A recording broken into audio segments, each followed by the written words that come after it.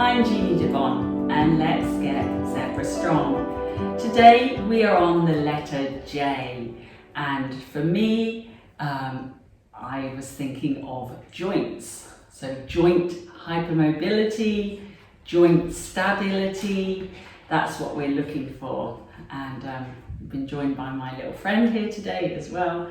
So hopefully he's going to help us explore some joint stability. So why is it so important? Obviously when the joints are unstable, when we lock our joints in particular, they become very, very vulnerable. So any kind of activity through a locked joint is going to put you at more risk of strain and pain. Yes. Yeah, and that's right. The problem with also locking the joints, apart from making you very vulnerable, it means that your muscles no longer have to work. So once you've locked a joint, the muscles are no longer working as they should.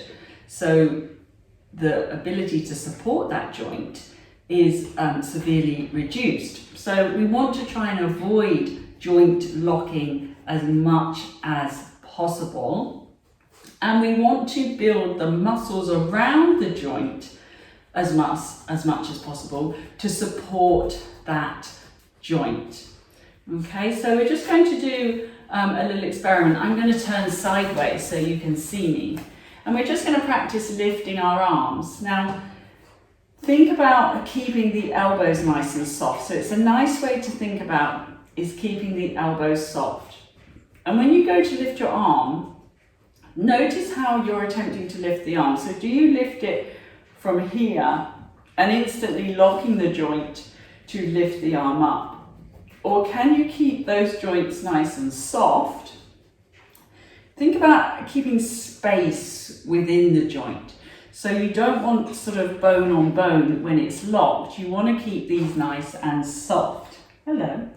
So we're going to think about lifting the arms up, but keeping the joint nice and soft. So the motion of lifting the arms comes through the support of the back rather than lifting from a locked elbow.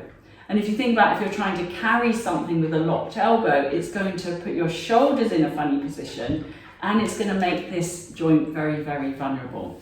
If you translate that onto a weight-bearing position, if I lock the joints like this, I don't feel very stable at all, and my shoulders have come into a very forward position. And if you try and then do some sort of more challenging exercise like sliding the leg away, your joints are just going to be very, very unstable. So we think that locking the joints is actually, sorry, my little friend's come right up to the camera. Sit down, yeah, that's it. So we think that locking the joints makes us kind of stable, but it's actually a false sense of stability.